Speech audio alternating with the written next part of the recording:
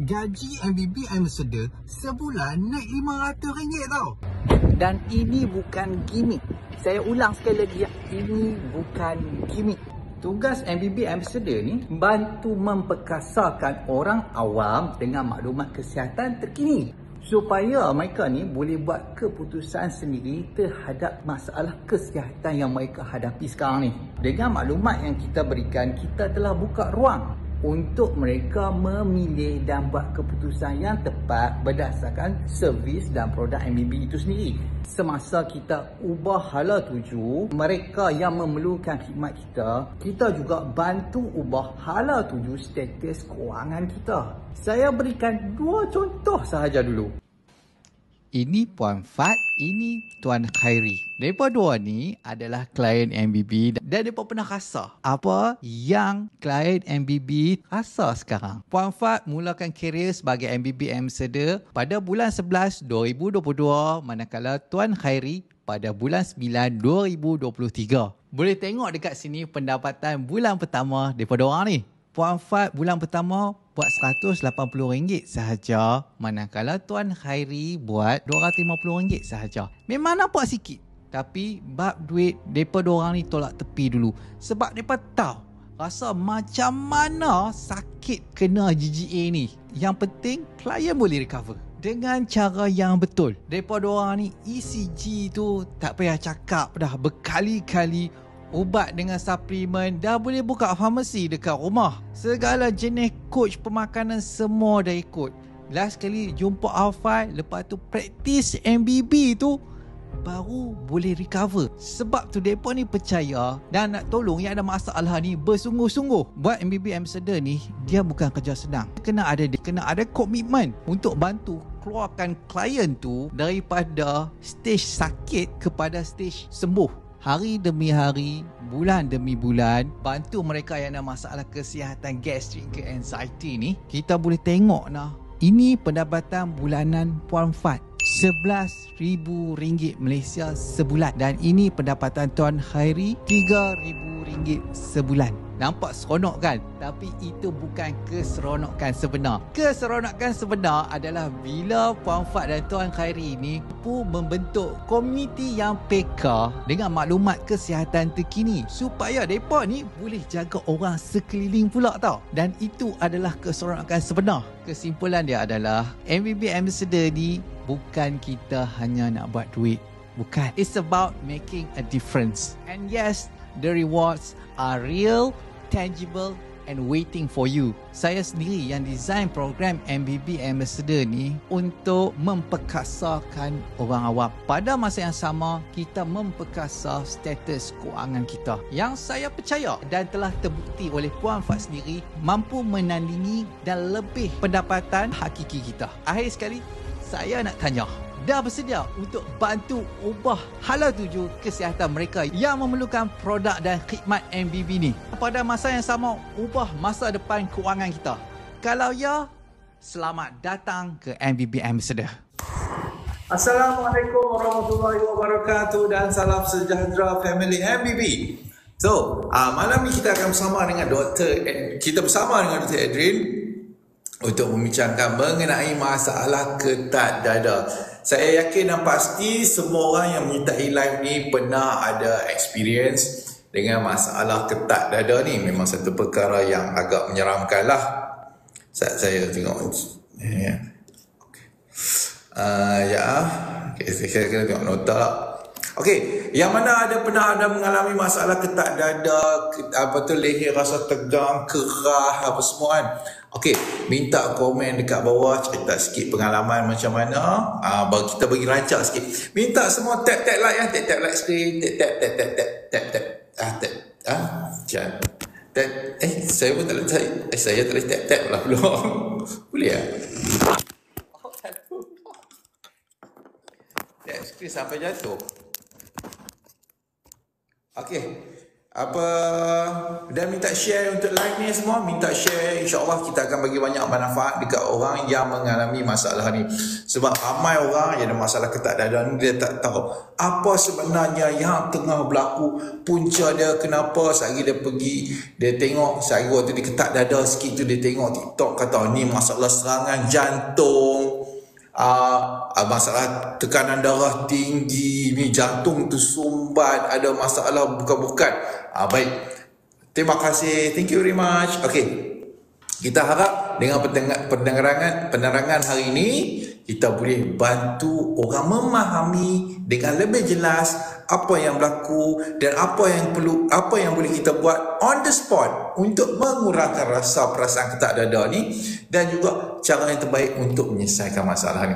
Okey, so sebelum tu saya minta Dr. Ed dulu menjelaskan untuk bagaimana orang GGA ni boleh berlakunya masalah ketak dada ni. Okey, baik, saya serahkan pada Dr. Ed. Silakan Dr. Ed. Okay, Assalamualaikum semua rakan MBB. Selamat malam. Okay, dia kisah dia macam ni. Kisah dia bukan benda yang baru terjadi, bukan akut. Dia lebih kepada kronik. Maksudnya dah lama terjadi. Okay, apa yang kita alami sekarang sebenarnya dah lama terjadi. So, bila lama terjadi ni, bila datang satu trigger, dia punya simptom berganda-ganda. Itu dia masalah dia. Dia punya punca kecil je, tapi dia punya simptom dia berganda-ganda. Kenapa? First, disebabkan chronic inflammasi. Maksudnya inflammation ataupun chronic stress yang dah lama, bukan sekejap, bukan yang baru terjadi, dia dah lama, kan? So apa yang penyebab dia, apa terjadi? Okay, bila kita berada dalam keadaan chronic stress, chronic inflammasi, maksudnya badan kita ni dia akan react, akan keluarkan, kalau otak kita lah, kalau kita tengah jumpa satu benda yang buat kita trigger, kan? Anxiety, contohnya trigger anxiety, contohnya lah kan, benda macam panik tiba datang, benda ada polis contohnya kan, benda kecil je, nampak polis depan, dia bukannya nak stopkan kita, tak, nampak polis kat depan saja kita dah rasa macam benda tu kecil, tapi dia punya berganda-ganda dengan simptom. Kenapa? First, benda dah lama, kronik. Kedua, badan kita sentiasa dalam keadaan stres. Maksudnya otak kita ni bila datang satu benda trigger, dia akan keluarkan CRH hormon, maksudnya corticotropin release hormone, kan? Kalau sewaktu kita keadaan acute, sebelum kronik lah, acute awal dulu, badan kita akan adapt kepada stress dan inflammation dengan keluarkan kortisol. Kortisol ni memang untuk bantu untuk inflamasi, untuk badan kita kata orang adapt dan reduce simptom tu. Tapi apabila kita berada dalam keadaan chronic inflammation, chronic stress, kortisol yang selama ni tersentiasa tinggi, badan kita dah tak mampu nak keluarkan lagi dah. Tapi dalam masa sama, corticotropin release hormone masih tinggi. Maksudnya CRH ni lah yang stimulate untuk keluarkan hormon. Tapi badan kita dah tak mampu nak keluarkan kortisol tu. Sorry, bukan hormon, kortisol. CRH dia stimulate keluarkan kortisol. Tapi bila keadaan kronik, kortisol ni dah tak mampu dah badan kita nak keluarkan. So dah tak balance. So kortisol ni dah tak keluar. Kortisol saya kata tadi, kortisol ni bantu untuk badan kita adapt dengan stres, dengan inflamasi, dan untuk badan kita tenangkan balik keadaannya. Tapi bila tak ada kortisol, itu yang satu benda trigger, dia punya simptom berganda-ganda. Kalau kita berada keadaan anxiety, panik, contohnya, kita akan rasa macam, alamak, rasa macam nafas laju sikit. Tapi kalau benda ni masih lagi acute, kortisol akan datang untuk bantu untuk kata orang untuk reducekan balik kita simptom. Tapi bila keadaan kronik, kita dah lama berada dalam keadaan stres ni, kortisol tak cukup. So benda stres ni, kita punya hyperventilation, rasa nafas pendek ni, rasa terketat ni, jadi berganda-ganda sebab kortisol tak cukup untuk bantu. So dia kena faham kat situ. Yang kedua, akan MBB kita kena faham, kita ada masalah GGA. Bila GGA ni, kita selalu kaitkan dengan apa? Histamine intolerant, muscle activation syndrome, contoh semua kan. Bila ada masalah penghadaman, kan, histamine akan sentiasa tinggi. Selalunya sebab kita masalah padaman kita menyebabkan kita ada masalah SIBO, masalah leaky gut. Kat situ histamin akan tinggi. Bila histamin tinggi, dia punya simptom histamin adalah simptom kata orang, simptom orang kena allergic reaction. Contohnya salah satu contohnya kita rasa macam nafas rasa susah nak nafas. Salah satu simptom orang kena allergic kan. So benda ni pun akan trigger anxiety kita. GGA tu ada kaitan dengan anxiety. Anxiety ada kaitan dengan GGA. So that's why apabila benda tu trigger ni kecil saja, tapi dia punya simptom tu amplified, berganda-ganda. Padahal kecil je, polis kat depan ujung jauh. Bukan nak tahan kita, tapi kita takut. Desak nafas lah, macam-macam jadi. Apa punca itu yang saya cerita tadi tu. Sebabkan kita berada dalam kronik stres, kronik inflamasi, badan kita tak cukup kortisol untuk bantu untuk adapt keadaan stres dan untuk turunkan stres level kita tu. Dan GGA pun main peranan menyebabkan kita berada dalam keadaan kronik inflammation, kronik stres juga. Itu secara ringkas. Baik, terima kasih Dr. Ed. So saya jelaskan dengan lebih, Dr. Ed dah jelaskan habis semua dah. Kerja saya untuk masuk lebih detail. Okey, baik. So bila orang yang kita kena ingat untuk gastric gut anxiety ni, GGA ni adalah akronim pada gastric gut anxiety. GGA ni sebenarnya adalah masalah leaky gut yang menyebabkan berlakunya mast cell activation syndrome, menyebabkan berlakunya masalah histamine intolerance. Cukup ini tiga ni saja, dia dah lengkap satu cycle untuk chronic stress yang benda ni akan boleh berjalan sampai bila-bila selagi kita tak selesaikan punca masalah, iaitu masalah leaky gut. Okey. So, bila benda ni tak dihentikan, dia akan sentiasa menyebabkan stres, chronic stres kepada tubuh badan yang akan menyebabkan hypothalamus kita terus menerus menghasilkan hormon CRH untuk dia trigger penghasilan kortisol. Selagi penghasilan kortisol kita mencukupi dengan kita punya signal pada CRH, dia tak ada masalah, dia tak ada masalah, badan akan rasa normal sahaja. Tetapi bila sampai satu sahaja masa yang hormon kortisol kita tak boleh menghasilkan cukup hormon kortisol dengan kita punya signal CRH tu, yang ni akan menimbulkan pelbagai jenis simptom. So, kita berbalik kepada kita punya topik hari ini mengenai masalah ketak dada. Macam mana ketak ni boleh berlaku? Ketak dada ni boleh berlaku pada orang ada masalah anxiety, pada masalah GGA ni. Kita kena faham untuk masalah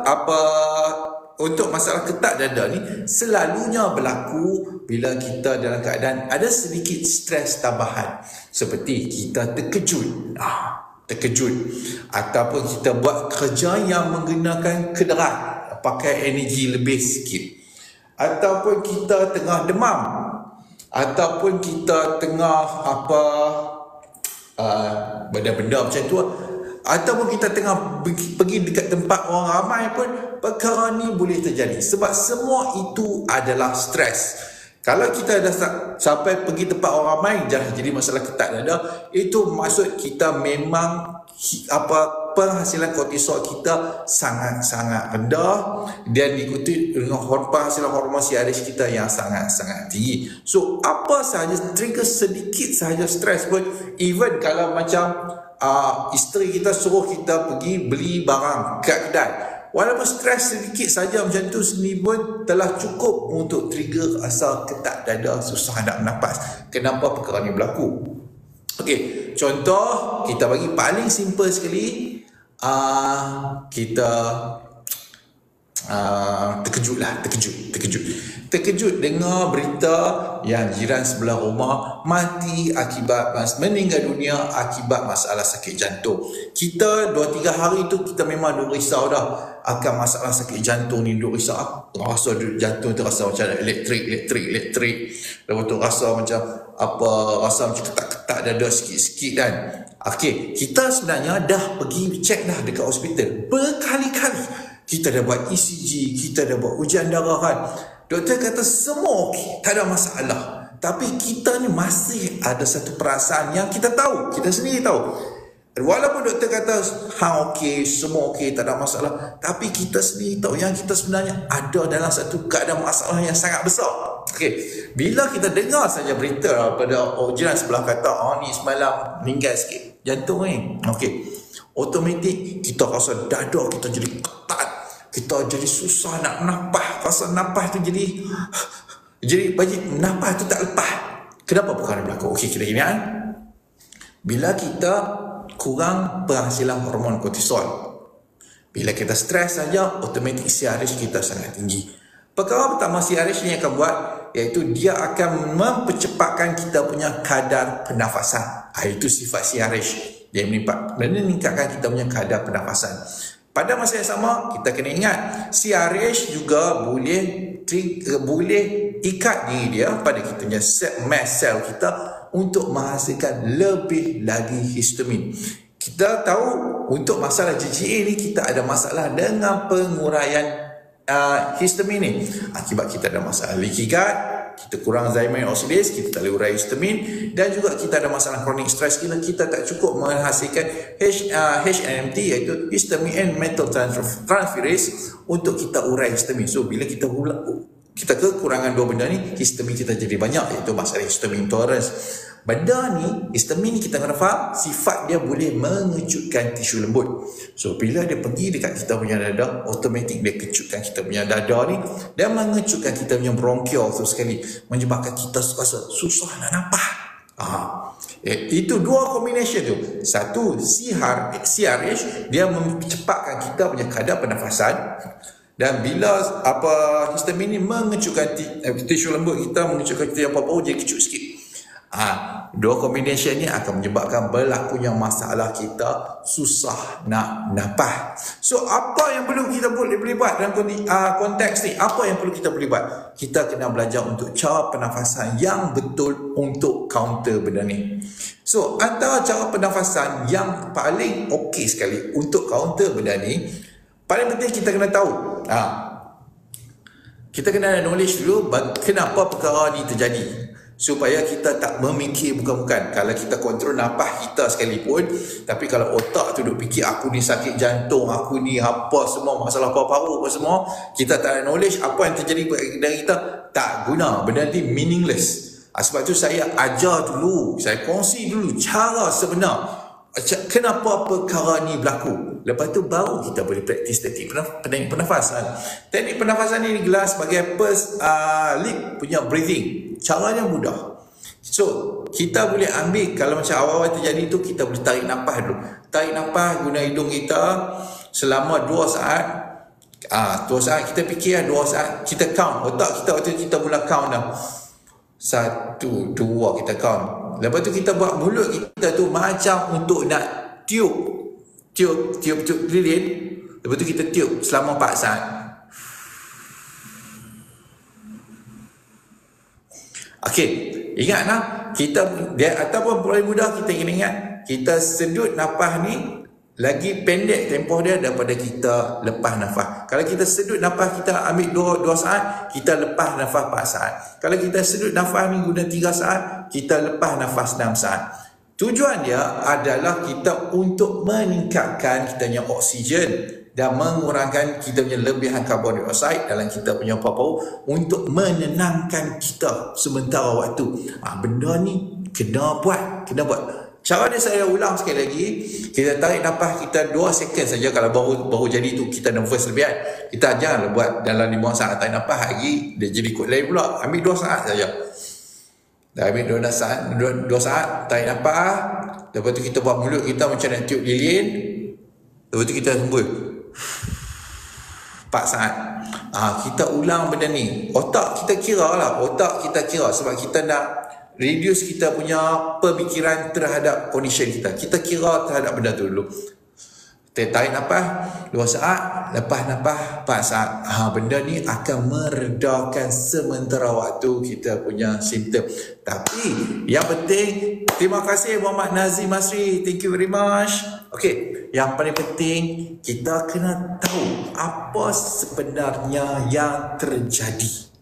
Kalau kita tak tahu apa yang sebenarnya terjadi, tak tahu yang mana masalah ini sebabkan tinggi hormon CRH, penghasilan hormon kortisol kita kurang, kita tak tahu macam mana CRH ini mempercepatkan kita punya kadar pernafasan, kita tak tahu macam mana histamin tu boleh mengecutkan tisu lembut kita pada kita punya paru-paru ni, kita akan fikir idea bukan-bukan dia akan lagi cepat. CRH tu corticotropic release hormone yang dihasilkan oleh hypothalamus kita setiap kali kita berhadapan dengan situasi stres. Untuk Tuan Ali Zubir. Okey. So apa benda ni kena perut keras berjalan sikit dalam tik. Okey, kenapa ya? Okey, tak apa. Yang nanti saya akan jelaskan, jangan risau. Okey. So untuk mendapat kepastian sama ada kita betul tak ada masalah jantung ke, kita betul ke semua benda ni disebabkan oleh kita ada masalah dengan penghasilan kortisol, betul ke semua ni disebabkan oleh masalah leaky gut kita, betul ke kita ada alahan terhadap makanan ni, boleh datang ke MBB Diet Center. Kita buat spesifik test untuk kita tutup buku tu. Kita dapat closure on kita punya masalah. Bila kita dah tutup buku kita dah tahu perkara sebenarnya yang terjadi, dan baru kita boleh go next step forward. Kalau tidak, selagi kita tak buat untuk ujian yang spesifik terhadap masalah ni, kita tak pasti apa yang sebenarnya berlaku, otak kita akan sentiasa fikir benda bukan-bukan. Sakit jantung tersumbat, kanser paru-paru, kanser darah dan segala macam jenis benda. So datang sini, kita buat test, selesaikan masalah tu semua. Lepas tu kita dah rasa lega sebab kita boleh tutup buku, dan kita go next step, tak payah tengok dah benda belakang. So nanti lepas ni kalau rasa ketat dada, rasa macam elektrik apa semua, kita dah tahu dah aku memang tak ada masalah jantung, dah proof dah aku tak ada masalah jantung, dan semua benda ni disebabkan oleh masalah perut sahaja. Kita bagi detail macam mana masalah perut ni menyebabkan berlakunya simptom jantung, supaya lepas tu tak risau dah, tak risau. Tak perlu dah panik lepas ni. Okey. Untuk masalah, satu lagi, selalunya untuk orang yang ada masalah ketat dada tiba-tiba ni, dia akan ketat sekali tengkok-tengkok ni. Ketat tengkok-tengkok. Dia ketat, dia rasa ketat rahang dia, dia rasa ketat tengkok dia rasa ketat bahu dia ni. Okey, Dr. Ed, macam mana masalah ni boleh berlaku? Bila selalunya orang trigger anxiety ni, dia akan jadi benda tu. Ketat dada, dia akan jadi ketat leher sekali, ketat bahu ni.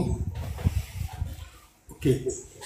Bila kadang stres, macam tadi kan, bila CRH and then cortisol tinggi ni, dia first is bronchoconstriction, yang tadi susah nafas kan. Dan dia dalam sama dia menyebabkan kita punya tisu tegang.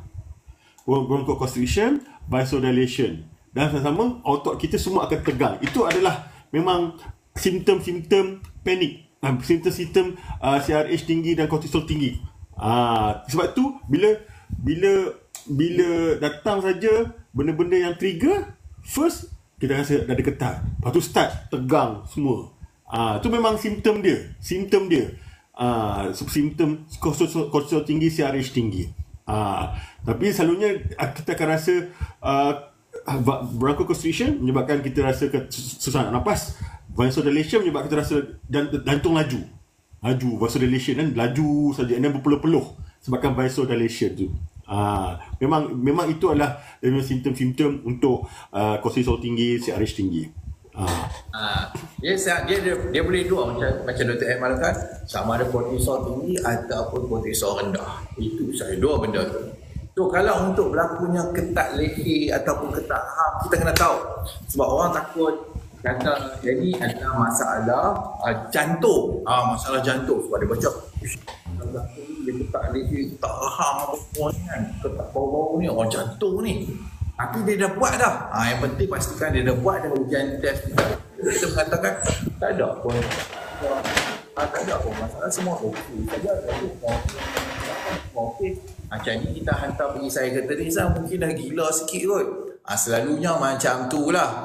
Tapi kalau datang ke MBB Diet Center ni kami faham. Hampa tak gila lagi. Hampa tak gila. Hampa normal saja. Ni semua tindak balas normal. Kita pastikan semua benda tu bukan disebabkan oleh masalah jantung. Kita pastikan. Kita bagi result. Ni. Kita tutup buku. Ni. Tak ada masalah jantung. Yang ni ada masalah dengan punya masalah leaky gut. Ada masalah dengan punya mucous barrier-nya dekat kita punya dekat usus. Lepas tu juga ada masalah dengan alahan makanan disebabkan oleh masalah usus. Yang ni yang punya report kortisol menunjukkan ada masalah dengan penghasilan kortisol, yang mana semua ni menyebabkan berlakunya masalah tegang leher itu semua tu. So tak perlu risau dah. So untuk mengenai test dekat MBB Diet Center ni, esok saya keluarkan dengan brosur lengkap semua harga. Lepas tu nanti minta datanglah kat sini, kita bagi harga memang paling masuk akal lah. Okay. I'm happy and grateful dia tanya kalau separuh badan, tangan, kaki kebas berhari-hari perlu cek apa. Kalau saya kita kena rule out stroke, minor stroke. Saya bukan nak bagi takut, tak nak ni soalan dia, kita nak cek apa, kita nak rule out kita tak kena stroke. Kalau kita dah confirm kita tak ada kena stroke, minor stroke, so alhamdulillah. So kita dah tahu dah tak ada kena-mengena darah tinggi, tak ada kena-mengena dengan angin ahmar. So memang masalah, kita punya masalah penghadaman, masalah GGA kita. Itu jawapan dia lah. Nak check, nak rule out stroke, tu saja. So kalau untuk waiting dekat sini pun kita buat sekali. Okay, so Dr. Ed takif hantar aiskrim banyak tu kat Dr. Ed. Oh, ya ke? Okay. So kita pergi by soalan naik ke atas lah. Okay. Soalan daripada Nur Halina 53. Saya lapar sangat, ketar-ketar, selalu ingatkan kurang gula. Bukan masalah kurang gula. Masalah kurang gula ni akan berlaku kalau kita ambil ubat kecil manis lah. Akan susu insulin, ya dia akan berlaku. Tapi kalau tak ambil ubat tu, kata susah sangat lah nak jadi. Cuma kalau kita kat lapar tu, kita kena faham. Untuk cara penggunaan gula kepada tenaga, untuk orang ada masalah GGA ni, dia berlaku sangat cepat. Sangat cepat dan sangat tak efisien. Okay. So dia menyebabkan orang ni memang keperluan untuk ambil gula secara oral agak tinggi daripada orang biasa. So macam saya maklumkan, tips dia untuk makan ni, pastikan minum air kosong dulu. Lepas tu kita tekan kawasan yang sakit, keras, kebas, lengoh, bagi sendawa sampai nafas rasa lawas, baru makan. Dan selepas habis makan, kita tutup dengan air manis. InsyaAllah takkan ada jadi InsyaAllah masalah lapar tu dia akan makin kurang. Dan pada masa yang sama kita praktis MBB, kita ambil R5+, kita ambil Happy T, kita ambil Real B, kita workout, kita bina otot balik, kita tingkatkan simpanan gula pada kita punya otot, kita bagi organ kita boleh function dengan normal. Lepas tu kita ambil microbiome, masalah ni akan selesai. Jangan risau. So untuk soalan atas lagi, kita tengok kalau separuh, I am happy and grateful kot. Kalau separuh badan, tangan dan kaki kebas berhari-hari perlu cek apa? Ya macam Dr. Ed maklumkan tadi, cek untuk masalah sekian untuk rule out minor stroke. Kalau tak ada masalah ni, kita kena faham. Untuk orang yang ada masalah GGA ni, dia terperangkap dalam mode chronic stress. Dia pada sentiasa berada dalam mode simpatik dominan, lawan atau lari. Yang mana ini akan mengurangkan bekalan darah dan bekalan saraf kepada kita punya extremities, iaitu kaki dan tangan. Especially bawah kita punya kaki ni lah. Yang mana ini akan memudahkan rasa kebas berlaku. Itu sahaja, tak ada benda lain. Tegang leher yang tu yang jahat. Ya betul, tegang leher ni sebab kebanyakan untuk family MBB ni klien dia, saya dia tegang leher ni ketat sikit rahang. Kalau dia tak tahu, dia tak ada knowledge dengan apa yang kita sampaikan hari ini, dia akan rasa sangat takut. Dia rasa aku dah nak mati, aku dah nak apa semua ni. Lepas tu terus ke emergency. Sampai saja emergency, tegang leher pun hilang tiba-tiba, ketat dada pun hilang tiba-tiba. Dr. Cheng semua kata hang ni dah main berbelah kali dah ni kat sini. Mungkin hang ada masalah dengan mental, aku refer hang kepada psikiatris. Selalunya akan menjadi masalah macam tu. Jadi macam tu. Okey. Apa? Okey, baik. Nanti saya upload video ni ke YouTube dan saya akan sediakan sekali nota ebook untuk rujukan sekali, nanti boleh download. Okey. Perut keras berjalan sikit dah letih. Perut keras. Okey, kita kena ingat, untuk perut keras selalunya disebabkan oleh masalah gas, angin yang menaikkan trigger histamin, mengecutkan kita punya otot abdomen dan jadi kerah.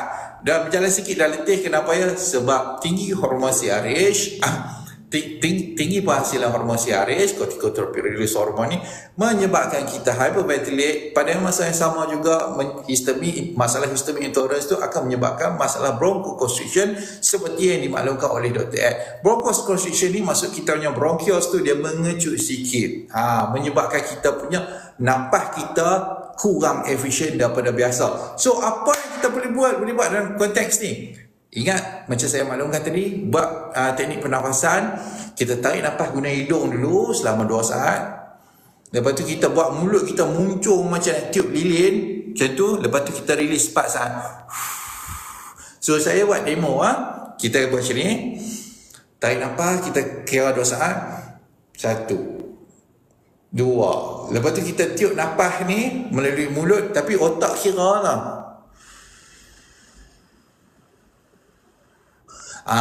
Sebab apa kita buat macam ni? Kita nak meningkatkan kita punya oksigen dan mengurangkan karbon dioksida kita. Sebab tu kita kita hembus nafas lebih lama daripada kita tarik nafas, dan ini akan membantu sedikit on the spot. Kalau kita rasa kita nak trigger masalah ketak dada ni semua, nak trigger jadi anxiety, kita buat benda ni on the spot, dia boleh mengurangkan sedikit perasaan gemuruh takut tu.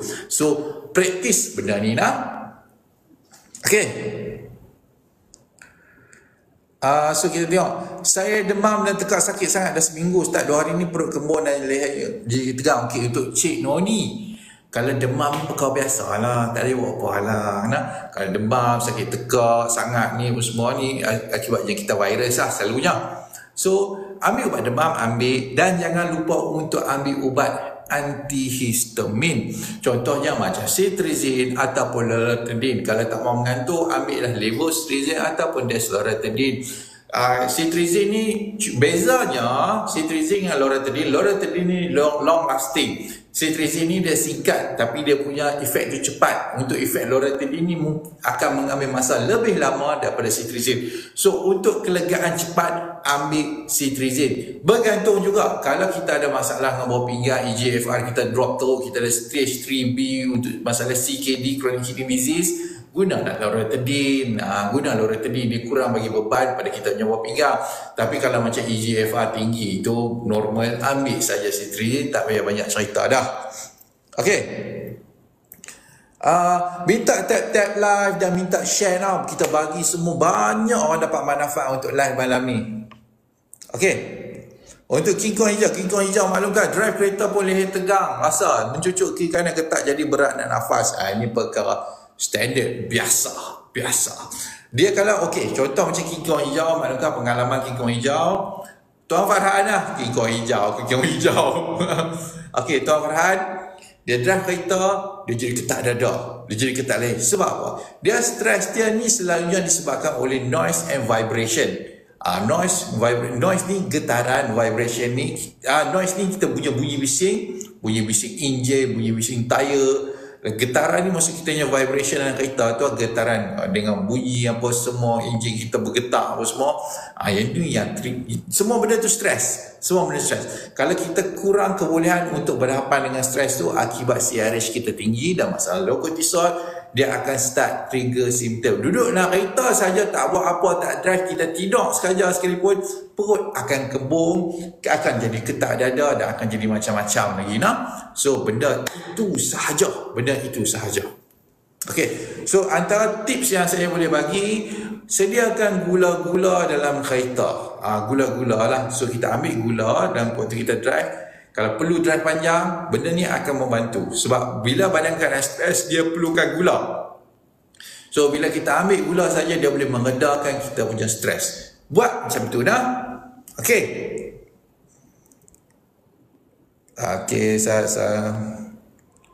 Okey, untuk Wanda Jasmine, saya jawab soalan pada tadi pada bawah kat atas tadi. Kenapa kadang-kadang bila tidur tersedar telinga berdengung itu boleh jadi sebab angin? Tak. Untuk berlakunya masalah telinga berdengung, kita kena ingat. Kena faham dia punya pathway dia supaya kita tak mikir bukan-bukan. Okey. Kalau telinga berdengung bermaksud kita ada gangguan dengan kita punya koklea. Koklea ni bahagian dalam telinga kita yang bertanggungjawab untuk menukarkan gelombang, untuk menukarkan getaran kepada signal auditori yang mana dia dihantar kepada kita punya otak untuk kita boleh menafsir benda tu sebagai bunyi. Sebagai bunyi. So, bila ada masalah dengan kita punya koklea yang selalunya disebabkan oleh masalah histamine intolerance, dia akan menyebabkan berlakunya endolimbs hydrops pada kita punya pertama cecair pada kita punya bahagian dalam dalam kita punya koklea tu, menyebabkan gangguan kepada penukaran getaran kepada signal auditori, menyebabkan kita akan bunyi berdesing. Itu sahaja. Itu sahaja. Okey, so kita buka soalan.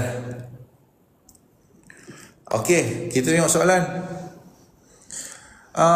Anxiety susah tidur macam mana? Dah lama ke?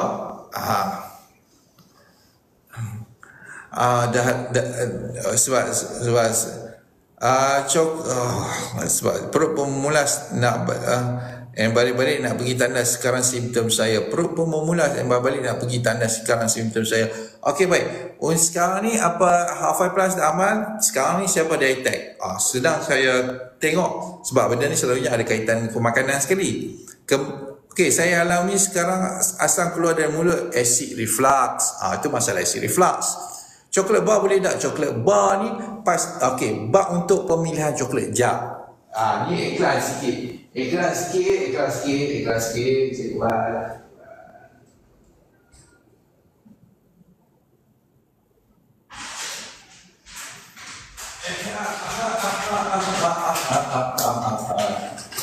Okey, baik. Untuk coklat kan. Okey. Sifat coklat dia adalah histamine liberator. Bermaksud tugas dia kalau bila kita makan coklat, regardless apa jenis coklat sekalipun, coklat susu memang out terus, kita tenang keluar jatuh bangunan lah. Coklat susu memang out terus. Regardless macam coklat, dark coklat yang kita makan, dia akan membebaskan histamin. So kalau kita pergi dekat supplier, okey, macam saya sentiasa berhubung dengan supplier, dia akan ada lebih kurang secara general 3 level of coklat. Okey, 1 coklat yang kurang peram, 2 coklat untuk sederhana peram, nombor 3 last ni adalah coklat yang memang diperam memang lama lah. Okey, coklat yang paling mahal adalah coklat yang pada dekat sederhana peram. Sebab ni dia kena kontrol dia punya humidity, dia punya suhu untuk memastikan apa coklat tu sedap. Okey, coklat yang kurang peram ni memang pahit langsung lah, kita tak makan, orang Malaysia tak makan langsung. Coklat yang paling banyak dijual dekat Malaysia ni ada coklat yang dah peram habis. Yang tu paling murah. So kalau macam untuk MBB toilet koko ni, kita guna coklat yang sederhana peram, sebab tu harga dia agak mahal sikit saja. Tapi cuba ambil ni, garanti selamat daripada trigger masalah dan trigger simptom. Kalau tidak, makan coklat saja regardless untuk 80% ke 70% ke dark coklat tu, dia akan trigger. Sebab sifat coklat ni memang adalah histamine liberator. Itu kena ingat. Okey, so kalau nak makan coklat dengan selamat, belilah dapatkan untuk toilet MBB toilet koko ni, garanti selamat. Okey, so kita pergi soalan apa. Okey, saya sakit belakang belikat, kenapa ya angin ke? Okey, bab ni dia sama juga macam apa saya explain, tapi saya minta untuk Dr. Ed explain jap kembali, sebab orang nak dengar Dr. Ed cakap. Saya sakit belikat, kenapa ya angin ke? Silakan Dr. Ed. Okey. Mesti ada dalam BB ni, kita rasa macam tiba-tiba belikat dia macam sakit, lepas tu dia bergerak. Saya pun pernah alami dekat lu kan. Mula-mula ingat macam ada benda ke dalam badan aku ni kan. Tapi dia berkaitan dengan kita punya keadaan chronic stress kita yang mana histamin kita tinggi. So dia akan, maksudnya perkara mudah dia adalah angin. Angin sebenarnya kan. Kalau Encik Azwan akan kata kita urut. Ada cara urut dia, urutan kena betul kan.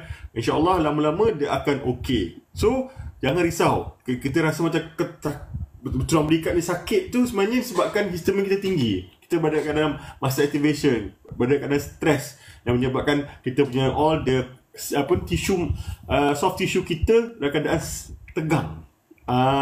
Dia boleh jadi kat tengkuk kita, boleh jadi kat tulang belikat kita. So ada orang ni kat tulang belikat. Itu adalah muscle adalah soft tissue. Bila keadaan stres, soft tissue akan menegang. So itu kita rasa macam tiba-tiba dia bergerak kan. Dia tengah menegang. Dan sama-sama dia ada kaitan dengan masa muda angin kan. Kalau dalam MBB akan diajar urutan, kena urut. InsyaAllah lama-lama dia akan okey. Okey, baik. Terima kasih. So ada soalan daripada Kak Long catering, MBB koko tu boleh minum hari-hari ke? Boleh, tak ada masalah. Ambil lepas makan ke syok dengan relax kan. So ada soalan daripada Tuan Farhan. Apa beza koko dan kakao? Okey. So untuk apa okey. So dia kat sini macam Tuan Farhan, sepatutnya dia ada kakao, koko, lepas tu dengan coklat. Ada 3 kategori kat sini.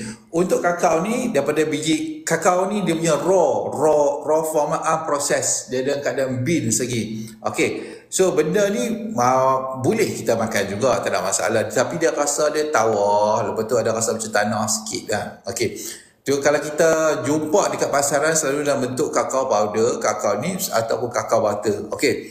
So selepas kakao ni kita sedikit proses dia. Selepas kakao dia jadi koko. Selalunya kita ambil ni dia selepas di roast, telah dibakar kakao tu, lepas tu diperam, mula dia jadi koko. Okey. Koko ni apa dia start develop untuk rasa koko tu, rasa coklat tu. Dia start develop. Dia rasa dia less bitter, dia kurang pahit berbanding kakao yang mana dia selalunya digunakan dalam proses untuk buat coklat ataupun baking. Okey. Dia ada juga kita boleh jumpa dalam bentuk cocoa powder ataupun apa itu je lah, cocoa powder selalunya. So untuk coklat ni adalah last stage yang mana selalunya bila koko ni dia dicampur dengan sugar, dicampur dengan milk, dicampur dengan butter ke apa semua. Okey, then kita consider dia sebagai coklat. So apa beza dia pada awal? Kakao ni dia punya raw form, selepas dia diproses sedikit dia jadi koko, dan last kali kalau proses lagi dia jadi coklat. Itu ceritanya, penjelasan untuk Tuan Farhan. Okey. Semiticon boleh ambil, tak ada masalah. Semiticon ni dia kurangkan bubble surface tension, mengurangkan ketegangan pada permukaan gas yang mana menyebabkan balon tu boleh meletup. So gas tu dia boleh bergerak lagi dan mudah untuk sendawa ataupun buang angin. Itu ceritanya. Okey. So kalau ada soalan silakan tanya soalan. Apa beza coklat apa semua. Okey. Minta tap like dan juga share live ni sebanyak mungkin. InsyaAllah kita boleh bagi kelegaan dan jawapan kepada mereka yang memerlukan bila rasa sakit dada, rasa ketat dada, susah nak nampak, leher rasa tegang, belakang rasa tegang, ketat rahang. Yang mana dah buat ujian banyak kali dah tapi masih tak dapat jawapan lagi. Doktor kata tak ada masalah, pergi ke psikiatrik. Kalau macam tu minta datang ke MBB Daya Center. Kita buat ujian yang spesifik untuk masalah leaky gut dan juga untuk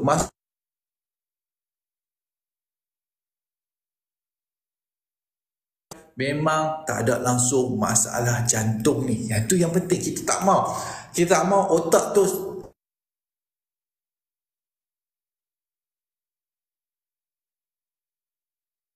kita tu sentiasa fikir yang kita ada masalah jantung. Sebab tu adalah stres. Setiap kali rasa elektrik, rasa macam lengah-lengah tangan belah kiri ni, automatik otak akan fikir dah stres. Dan benda ni akan melambatkan proses penyembuhan sebab kita terperangkap dalam keadaan stres lah. Jantung. Lepas tu nak kena pergi check ni. Doktor kata tak ada apa. Lepas tu patah balik. Nak kena pergi buat ni.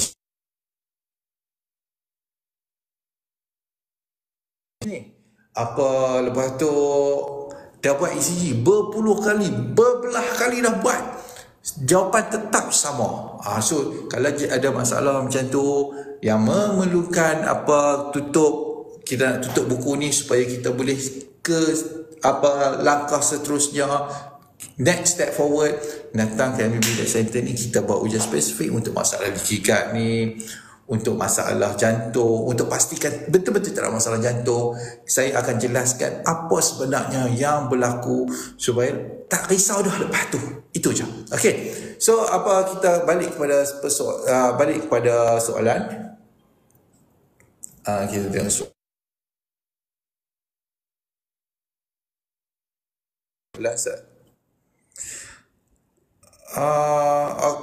Okey, Kak Long Catering, akak dah ambil offer kontak kedua dah. Boleh terangkan apa function Happy D? Okey, Happy D ni function dia adalah untuk kita stabilisekan kita punya immune system daripada dia bekerja overtime, supaya untuk mengurangkan lagi kita punya penghasilan histamin, membolehkan kita untuk bersenam, bina otak semula, yang mana ini akan mengurangkan beban pada kita punya organ dalaman, membolehkan organ dalaman kita menghasilkan HN methyltransferase untuk mengurai histamin dengan lebih efisien. Itu sahaja. Ambil L5, ambil Real B, lepas tu kita start workout. Buat macam tu, follow saja formula ni, follow saja. Kalau tidak kita akan lompat kepada orang ni saya kata, oh ni kena buat macam ni, ni kena buat macam ni kena makan suplemen macam ni. Lah kali kita pusing kat situ sampai bila tak dapat jalan penyelesaian. So praktis saja kalau catering, praktis saja formula MBB tu. Ikut saja cakap diet type. Okey. Dulu saya tak pernah kena anxiety, lepas dapat gastric gut terus kena anxiety. Kenapa ya? Okey, ni soalan kepada Dr. Ed. Dulu saya tak pernah kena anxiety, lepas dapat gastric gut terus kena anxiety. Kenapa ya doktor? Okey, silakan Dr. Ed jawab. Okey. Dia ada beberapa hubung kait. Pertama, kita ambil konsep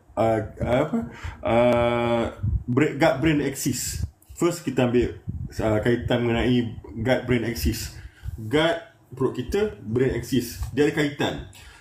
Apabila otak kita sihat, insya-Allah perut kita pun sihat. Apabila perut kita sihat, insya-Allah yang sama otak kita pun sihat. Kenapa? Contoh macam ni hormon-hormon, kebanyakan hormon yang ada di otak kita, contohnya serotonin, hormon happy semua ni kan. Even histamin pun ada dalam otak kita juga. Apa benda hormon yang ada dalam otak kita ni, contohnya saya ambil contoh serotonin, hormon happy. Hormon happy ni dihasilkan di mana? Dihasilkan di perut. Dulu pun saya ingat dihasilkan otak. Tak, dihasilkan di perut kita. Majority 70 to 80% daripada usus kita, perut kita. So kat situ kita dah tahu hubung kait dia dah. Perut kita sihat, insya-Allah otak kita sihat. Perut kita tak sihat, contohnya hormon serotonin tak dapat diproduce, kita akan rasa keadaan stres. Itu secara tak langsung lah, serotonin rendah kan, so kita tak happy. Keadaan kata orang depression kat situ kan. So itu salah satu hubung kait dia. Kedua, histamin. Apabila ada masalah GGA, kita ada masalah leaky gut kan, kita faham kita berada dalam keadaan inflamasi, kronik inflamasi yang berterusan.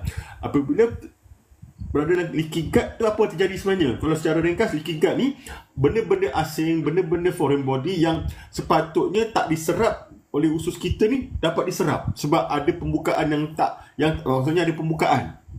So bila masuk dalam saluran darah kita, badan kita akan detect dia sebagai benda asing, foreign body yang menyebabkan immune system kita ni activated.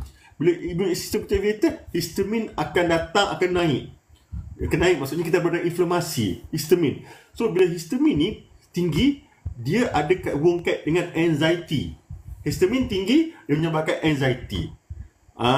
Kalau kita ada anxiety, histamin akan tinggi juga. So hubung kait otak dengan kita punya usus. So bila histamin tinggi, dia secara tak langsung menyebabkan anxiety. So itu secara ringkas. Itu paling penting bagi saya adalah hubung kait gut brain axis tu. Apa yang terjadi kat perut kita ni akan mengganggu otak kita. Sebab hormon-hormon otak kita ni kebanyakan 80% diproduce oleh sistem penghadaman kita. Okay, baik, terima kasih Dr. Ed. So kita tengok untuk soalan gastritis, soalan pada Cik Wan.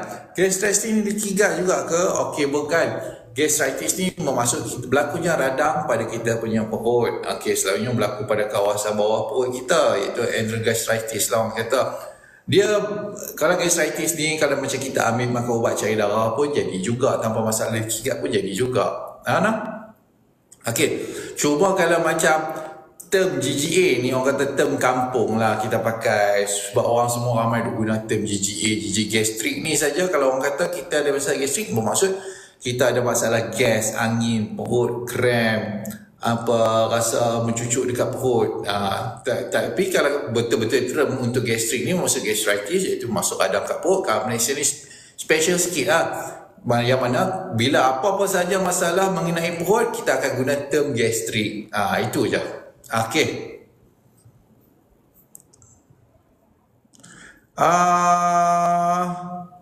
So saya tengok soalan. Berapa lama tempoh masa penggunaan Half-Life Plus lepas kotak kedua Half-Life Plus? Sebenarnya apa ya? Kotak kedua kita guna Half-Life Plus, kita ambil HPD, kita ambil Real B, lepas tu kita start untuk bina workout semula. Tips untuk MBB beginner nak mula workout ada disediakan di mbbshop.com.my. Pergi saja dekat kawasan atas tu, dia ada 3 line tu, tekan kat situ, lepas tu pergi kawasan e-book. Dekat situ saya letak berbagai jenis e-book, semua percuma sahaja. Yang sebelum ni orang jual sampai berpuluh ringgit, saya bagi setiap satu tu semua free. Download sahaja dan baca semua benda tu. Orang lain ambil ilmu cedok Google saja jual. Kita guna ilmu yang kita dapat selama 8 tahun ni. Kita guide orang hari-hari duduk kat telefon ni 24 jam tak berhenti. Kita ambil semua pengalaman tu, saya buruh dalam buku tu, guna sahaja. Tak dapat mana-mana lah, tak dapat. Orang lain takkan boleh explain macam mana saya explain. Okey, kalau tengok untuk saya alami sampai sekarang susah nak dapat siap kemur tak habis-habis. Apa nak buat tuan? Kalau kemur tak habis, kita kena tengok kita punya pemakanan. Lepas tu kita check kita punya ubat, kita check kita punya suplemen. Lepas tu kalau tak ada masalah semua, kita dah check semua tak ada masalah, ambil ubat antihistamin. Ubat antihistamin seperti cetirizine boleh mengurangkan rasa ketak dada tu. Buat itu. Okey, keras dawa masa pedih ulu hati, keras dawa patut saya pelik jangan makan, elok jangan anxiety kurang, lepas salah makan jadi terus balik. Probiotik sangat tak sesuai untuk yang baru mula, sangat tak sesuai. Even kalau ambil probiotik awal-awal ni pun confirm jadi sasar. Probiotik sangat-sangat tak sesuai. Jangan ambil, jangan cari pasal. Saya pun jual untuk probiotik juga, microbial tu, tapi saya guna untuk yang mana 80% dah rasa okey, baru saya bagi. Kalau ambil awal-awal sasar jadi dia. Sebab apa? Dia mudah saya. Semua ni ada reason. Untuk probiotik, untuk kuasa teruk, patut ambil pro, saya terasa probiotik, kuasa teruk. Betul. Sebab probiotik ni kita telan life culture-nya bakteria. Yang mana kita kena faham, histamin boleh dimetabolize oleh kita punya bakteria usus sendiri ataupun bakteria pada luar kita telan. Bila kita introduce jumlah bakteria, regardless dia baik ataupun buruk, kita meningkatkan jumlah bakteria dekat kita punya usus kecil, menyebabkan lagi senang, lagi banyak histamin yang boleh dia lebih banyak lagi proses histamin dimetabolize oleh kita punya bakteria usus, menyebabkan lagi kemur perut. Itu ceritanya. Kepala nyilu, tegang muka, anxiety, coach, tangan berpeluh, kaki sejuk. Kepala nyilu, tegang muka. Ya, betul. Semua ni CRH boleh buat kita tegang muka. Anxiety coach, okey, kita faham. Untuk berlakunya anxiety, bukan anxiety lah, anxiety disorder. Okey, saya explain lah anxiety ni sendiri. Anxiety ni bermaksud satu perasaan gelisah yang normal, yang sepatutnya semua orang kena ada anxiety ni. Contoh macam esok nak exam. Esok nak exam, lepas tu tak study. Mesti, ataupun kita ada esok, kita baru sedar esok ada exam aku tak study lagi ni. Dia terkejut. So akan timbul rasa kegelisahan untuk membolehkan orang tu buat benda yang sepatutnya dia buat, iaitu study lah. Kalau orang tu dia kata tak apalah aku malas nak study, apa maksud dia dah ready untuk fail, ataupun dia iman dia sangat kuat, lepas tu dia rasa aku kalau fail tak apalah, aku jadi influencer je lah. Pun ada juga macam tu. So iaitu maksud anxiety, rasa gelisah saja. Anxiety disorder ni bermaksud bila kegelisahan yang melampau. Dia rasa diri tu sentiasa dalam keadaan bahaya walaupun tak ada bahaya langsung. Dia rasa nyawa dia terancam walaupun tak ada benda yang mengancam dia secara realiti ni, tak ada. Tapi dia rasa perasaan macam tu. Itu anxiety disorder. Untuk menimbulkan rasa kegelisahan ataupun rasa semua benda yang rasa macam nak mati tu, kita kena ada peningkatan kepada penghasilan hormon CRH, corticotropic release hormone. Corticotropic release hormone. Yang mana CRH ni dia bersifat anxiogenic. Anxiogenic ni bermaksud dia akan menimbulkan rasa kegelisahan. Okey. So bila kita rasa gelisah saja, bermaksud kita ada peningkatan terhadap hormon anxiogenic tu. Dan kalau kita ada masalah dengan anxiety disorder, bermaksud penghasilan hormon CRH tu kita tak dapat hentikan dia. Yang mana kelamaan dia boleh menyebabkan berlakunya masalah neuroinflammation, iaitu kerandangan pada kita punya otak. Yang mana ini akan trigger sedikit lah. Yang permulaan dia trigger dengan panik dulu sebelum untuk trigger benda bukan-bukan nanti. So, kalau nak dapatkan penjelasan dan juga jalan penyelesaian yang sangat tepat, datang ke MBB Diet Center, terletak di Soho Street, KLCC. Kita akan buat ujian yang sepatutnya, yang mana hospital lain tak buat pun, dan kita akan bagi jawapan yang tepat. Kita boleh tutup buku dan kita boleh carry on kepada next step forward, apa yang perlu kita buat. Okey, saya kena makan baru hilang kembung walau tak lapar. Ya, memang betul pun. Memang betul. Alamat ada tak tahu? Ada. Alamat Google saja MBB Diet Center, akan keluar alamat sekali. Alamat ni dekat So Sweet KLCC. So Sweet KLCC. Sila datang kat sini, kita buat. Okey. Mestilah ada bayaran, kalau tidak macam mana nak bayar sewa kedai. Macam mana nak bayar sewa office, macam mana nak bayar servis untuk Sky Clinic ni, sebab kita JW dengan Sky Clinic Dr. Roland. Macam mana kita dapat kenal lah. Anggaran berapa tuan? Untuk buat spesifik test saja, kita buat untuk drop T, kita buat untuk IgA, IgE, kita untuk buat cortisol, kita buat untuk homocysteine. Anggaran dia adalah RM1,800 sahaja.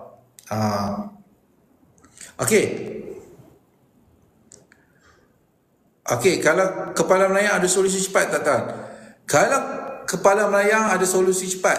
Okey, kalau kepala melayang ni dia tak ada solusi cepat. Jadi sebab kita kena ingat, yang kontrol kita punya balancing adalah bahagian dalam telinga kita ni, yang digelar sebagai sarus paruh bulat ataupun semicircular canal dalam bahasa Inggeris. Dia ada X-axis, dia ada Y-axis, dia ada Z-axis, dia ada dalam bentuk tube. Kalau kita tengok, jadi Google lah gambar untuk sarus paruh bulat ni, yang dia macam tu, bulat macam tu. Okey, yang mana kalau kita ada masalah histamine intolerance, dia akan meningkatkan cecair dalam kita punya tube tu, menyebabkan dia lebih sensitif. Walaupun kita tak bergerak, dia akan trigger, bagi tahu kita punya mata ni kata berlakunya pergerakan. Walaupun kita duduk diam sahaja, dia akan rasa bergerak. Kalau contoh, kalau macam kita gerak secara normal, kalau kita gerak toleh ke di saya punya kanan, toleh kepada saya punya kanan, bola mata saya akan counter ke sebelah kiri. Kalau sama juga macam saya tengok atas, kalau saya tengok atas, bola mata saya akan counter tengok ke bawah.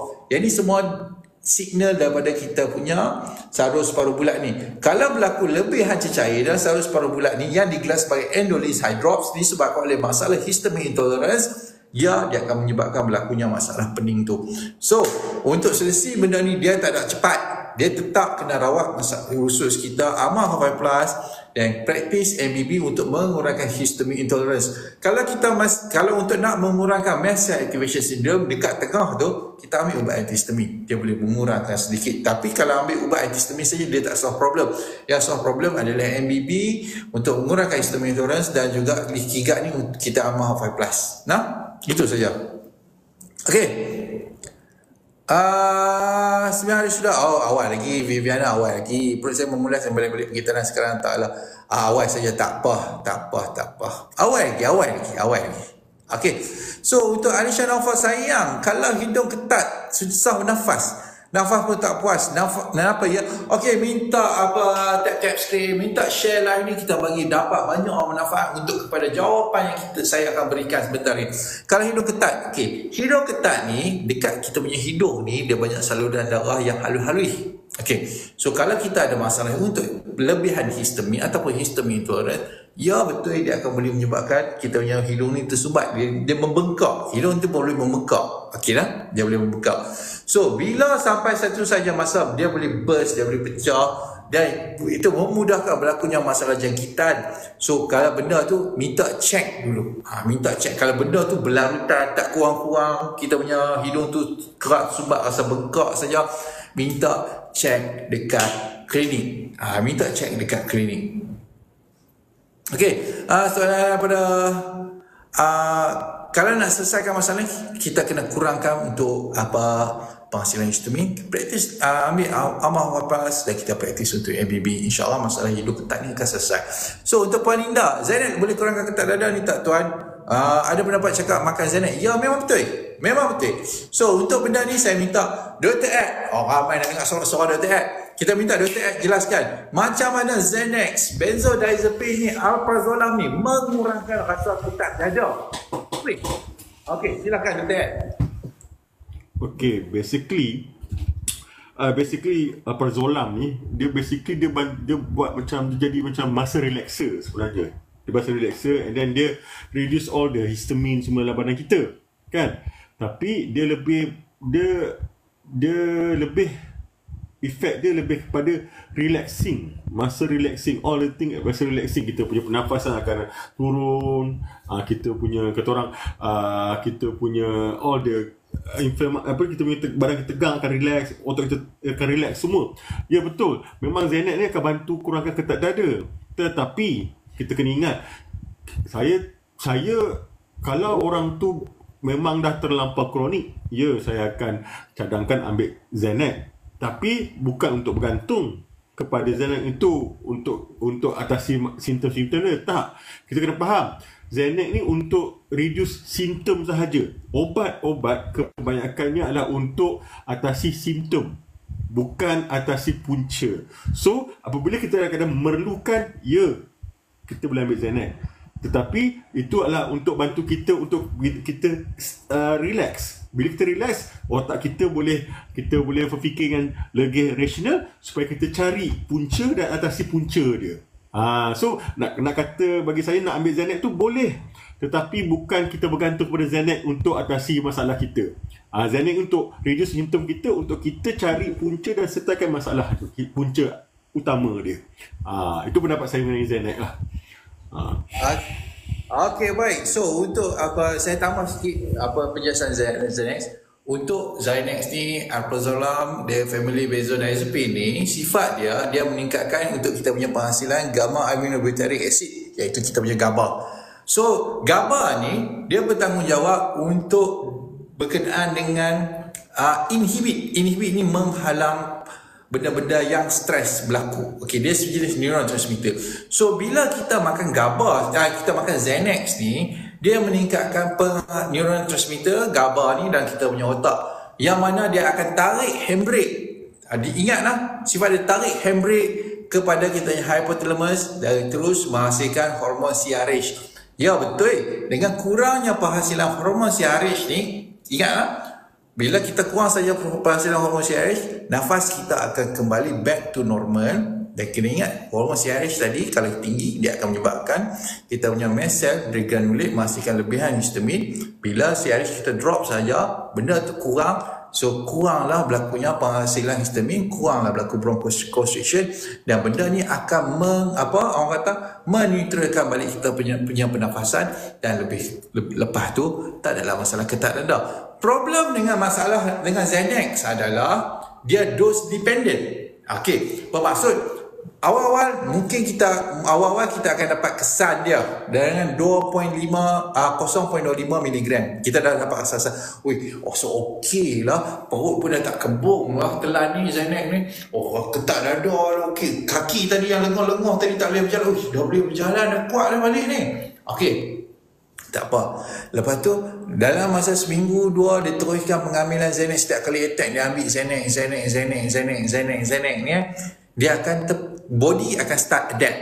Bila body dah start adapt, dia daripada 0.25 dia akan naik 0.5. Lepas tu dia kena naik 0.75. Lepas tu naik 1. Lepas tu dia campur dengan ubat lain pula untuk nak bagi dia campur dengan serotonin reuptake inhibitor pula. Okey, macam-macam benda nanti untuk benda ni saya. Last kali dia akan jadi zombie. Iaitu satu, dia akan berada dalam keadaan tak boleh happy, tak boleh nak happy, tak boleh nak sedih. Dia monoton saja kehidupannya lah. Kali nak bunuh diri ya.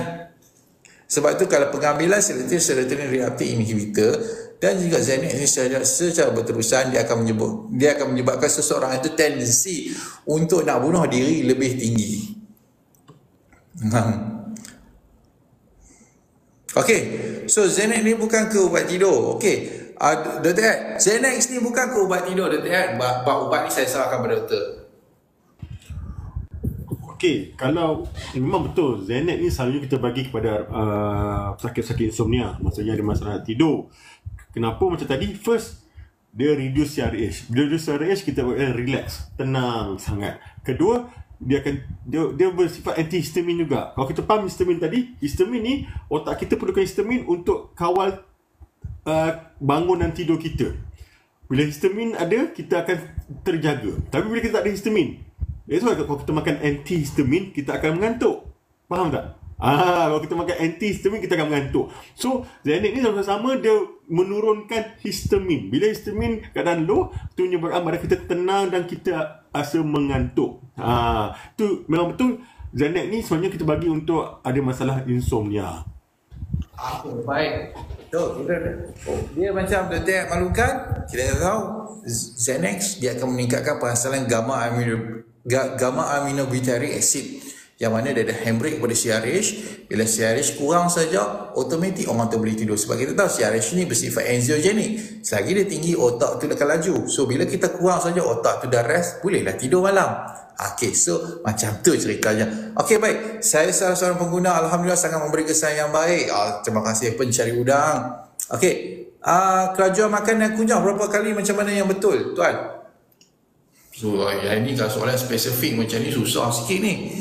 Kita kunyah sampai kita boleh telan lah. Itu sajalah, dia tak ada secara detail pun. Kalau kita nak ikut cara kita punya Nabi Muhammad SAW, boleh ikut cara macam tu, tak ada masalah, boleh saja, lagi bagus. Okey, so kita tengok soalan lagi. Perut rasa pedih walau sudah makan, apa perlu akak buat? Okey, akak kena buat macam ni. Ingatlah akak, sebelum makan akak minum air dulu, akak urut bagi senawa sampai nafas, urut badan bagi senawa sampai nafas rasa lawas, baru makan. Kalau tetap ada rasa pedih perut juga, lepas tu ambil Buscopan. Ubat Buscopan boleh beli dekat farmasi. Ini akan mengurangkan rasa pedih perut. Dan pada masa yang sama, kita tak mau bagi benda ni berulang sampai jadi benda pelik-pelik. Akak amal 5 plus dan praktis MBB. Itu cara yang lebih better. Okey. Okey, kita tengok untuk magnesium glycinate. Okey, untuk magnesium glycinate ni dia bagus tu bagus, sebenarnya tu tak ada masalah. Tapi pengambilan magnesium glycinate ni dia depends dengan kita punya availability, kita punya ada berapa banyak untuk vitamin D level. Kalau vitamin D level kita kurang, ambil magnesium banyak mana pun no point, tak ada guna pun. Sebab kita ambil magnesium ni sebenarnya untuk menggunakan kita punya vitamin D dengan lebih proper. Kalau kita ada masalah kekurangan vitamin D, yang mana kebanyakan untuk orang ada masalah GGA ni, untuk orang yang masalah GGA ni, memang kebanyakan masa memang kurang vitamin D. Bukan setakat level tak mencukupi, memang sangat-sangat tak mencukupi, insufficient. Kalau macam tu, top up dulu pengambilan vitamin. Kalau nak tahu kurang ataupun ada masalah kita kurang vitamin D ataupun tak, boleh datang ke MBB Diet Center. Kita boleh buat test untuk masalah spesifik saja. Kita bagi harga RM150 sahaja pun. Paling murah kat sini.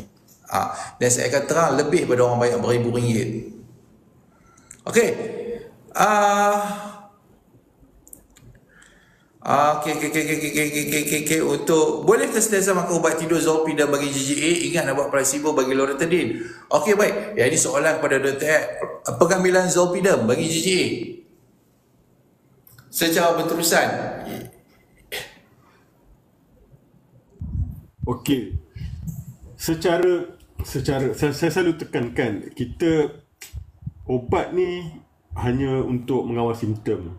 Kalau macam tadi ada masalah nak tidur, kita ambil Zolpidem. Ya, Zolpidem ni salah satu ubat nak tidur. Ubat tidur juga, salah satu ubat tidur selain Xanax lah. Tapi Zolpidem memang digunakan untuk tidur. Xanax ni lebih kepada untuk orang panic attack sebenarnya. Tapi sebabkan dia ada efek tenang nak tidur tu, so kita bagi untuk tidur sekali sebab Alprazolam tu kan. Tapi Zolpidem ni memang specifically untuk tidur, untuk bantu tidur. Tetapi saya selalu katakan jangan kita bergantung kepada ubat, sebab obat ni dia akan at the end dia akan dos yang dependent. Lama-lama kita dah biasa, kita nak tambah lagi the dosage dia. Lama-lama if dah tak ada efek, tambah ubat ni tak ada efek dah. Alah kita macam Cik Azwan kata, kita jadi zombie kan. Dah tak ada emosi dah. Sebab obat tu mengganggu kita punya kata orang hormon harmoni, all the enzyme apa ni, kita punya all the synapse dalam otak kita ni. So obat tadi Zolpidem ni bukan tak boleh ambil, boleh ambil, tapi jangan kita bergantung. Saya selalu kata bergantung kan. Tapi kalau Loratadine boleh bantu kita tidur, kita go for Loratadine.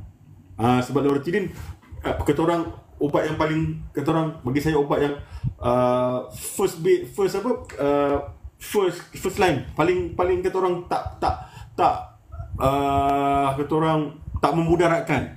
Dia tak memudaratkan. Kalau kita ambil jangka sepanjang pun tak berapa memudaratkan nak bandingkan dengan Zolpidem atau ubat Xanax semua tu lah. Sebab benda-benda ubat yang Zolpidem, Xanax ni dia kalau kita bergantung, dia akan ganggu buah pinggang kita. Confirm buah pinggang akan kacau punya. Buah pinggang, liver akan kacau. Sekejap saja akan ganggu.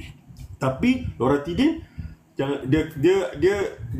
dia tak, kalau jangka bersepanjang tak juga memudaratkan sebab dos dia kecil. Dos dia kecil. So kalau ada pilihan Loratadine tu masih membantu, go for Loratadine. Kalau tak, go for Piriton saja. Piriton lagi dia akan cepat mengantuk kalau nak tidur lah. Piriton saya lebih suka, kalau nak tidur Piriton saya ambil. So itu penggunaan Zolpidem lah. Okey, baik. So kita, terima kasih Dr. Ed. Okey, untuk saya tambah sikit, untuk Zolpidem ni dia kategori, orang kata dia punya kelas drug dia Z-drugs, ataupun nama dia sebagai non-benzodiazepine sedative hypnotics ataupun Z-drugs. Yang mana dia dose dependent. Problemnya bila kita bermain dengan dose dependent ni, maksud kita daripada masa ke masa kena tingkatkan dosage dia untuk dapat kesan yang sama. So bermaksud bila dosage dependent dia nak withdrawal dia tu, kita nak taper dia tu agak susah. Dia akan ambil masa ke 6 bulan, even ke setahun nak taper buang untuk ubat Zolpidem ni ataupun Xanax bila kita punya dosage tu dah tinggi. So kalau untuk nak guna Loratadine tu bolehlah, tak ada masalah. Tapi kalau macam Dr. nasihatkan guna Piriton pun boleh juga. Nah, so kita tengok untuk soalan lain. Bila saya tanya baru saya makan, bila boleh saya tanya baru saya makan bila baru Bila saya tanya, baru saya makan pun balik-balik lapar ya. Ini perkara biasa untuk orang awal-awal. Perkara biasa sebab penggunaan gula dia tak kurang efisien. So makan betul dengan air manis ini akan membantu. Ini akan bantu lama. Nak baca ibu dekat mana tuan-tuan? Dekat mbbshop.com.my. Tulis MBB, pergi Google mbbshop.com.my, nanti masuk website MBB, pergi ke kawasan e-book, download dekat kawasan tu. Banyak buku. Silakan Tuan Fendi, silakan. Okey. Okey, soalan pada Cik Noralina. Kalau kita ada kongsi hafal, boleh tak sekali-kali makan prebiotik? Tak perlu, dah akan menyusahkan dietec. Akan menyusahkan sebab apa-apa saja masalah yang berlaku akan terpa dietec pula. Dietec ni nak kena jawab soalan macam-macam. So tak perlu. Untuk hafal plus saja dah cukup dah, untuk prebiotik dah. Cukup lah. Tak perlu campur dah. Tak perlu campur dan memenatkan kepala dietec. Kata dietec jenuh kena fikir. Tak perlu. Jangan. Okay. Magnesium glycinate dia tak bantu untuk tidur kecuali kita cukup vitamin D. Ya betul. Kalau untuk pengambilan magnesium glycinate dalam keadaan kekurangan vitamin D, tak jadi apa. So saya akan syorkan, kalau nak macam ni, ambil Happy D Pro, yang mana saya punya produk Happy D Pro tu, ambil. Yang tu confirm akan bantu untuk okey, Happy D Pro dah konsum. Tak perlu dah tambah untuk magnesium glycinate, tak perlu dah. Dalam tu Happy D tu saya tulis magnesium saja kan. Dia ada magnesium glycinate dengan magnesium orotate. Kita combine yang mana paling sempoi punya untuk orang masalah JGA. Tak perlu dah nak tambah untuk magnesium, dan jangan tambah. Jangan tambah dah. Jangan tambah. Okey, makan histamine, Lora dan Piriton dengan magnesium glycinate sebelum tidur. Lora dan Piriton pun boleh juga. Boleh juga. Okey, kalau kita kongsi apa bila nak baca ibu, faham, terima kasih. Ya, sebenarnya balik apa kalau kita ada kongsi. Okey, soalan tadi ada isteri saya tanya soalan tadi, kalau saya tak jawab mampu kena marah. Okey, bukan soalan saya. Okey, tak apa, ni soalan customer kot. Minum sup ayam herba jadi kembung pedih perut. Apa kaitan dengan asid perut? Okey, dia macam ni. Kalau kita pengambilan untuk selalunya untuk sup-sup Chinese punya herbs lah, yang mana kebanyakan dia ada benda-benda yang bersifat adaptogen. Benda yang bersifat adaptogen ni dia akan meningkatkan penghasilan kortisol, which is apa? Tapi jika tubuh kekurangan kebolehan untuk menghasilkan penghasilan kortisol yang mencukupi, pengambilan herba-herba yang bersifat adaptogen ni, contoh saya bagi ashwagandha. Okey, ashwagandha ni kalau kita tengok dekat TikTok, dia kata suplemen yang bagus untuk orang ada masalah anxiety disorder. Embuh. Dia kecuali untuk orang tu yang betul sihat, dia rasa gelisah sikit-sikit saja dengan kehidupan dia, ada banyak kerja ke apa, dia ambil ashwagandha, ya betul dia akan rasa relax sebab dia meningkatkan penghasilan kortisol yang mana inhibit segala dia punya masa degranulation dan semua tu. Betul. Tapi kalau untuk orang yang ada masalah dengan low kortisol, dia ambil ashwagandha, confirm sasar. Yang ni saya dah yakin dan pasti dah. Confirm sasar. So benda ni jangan buat. Jangan buat. Jangan ambil. Jangan ambil ashwagandha ke ataupun benda-benda herbs lain yang dikatakan bagus untuk anxiety disorder ni, jangan ambil. Ya, sebab dia bersifat adaptogen. Kita bagi usus kita lega dulu, kita rawat normal 80%, dan kita dah aman mikrobat, dan baru kita boleh ambil ashwagandha, baru kita akan dapat kesannya. Kalau ambil awal untuk mengurangkan masalah anxiety, confirm sasar, wajib dan pasti. Okey. Kenapa Happy D tak ada stok tinggi dekat kucing? Apa ada saya jumpa Happy D ni vitamin D. Ya, Happy D Pro. Saya ambil lah.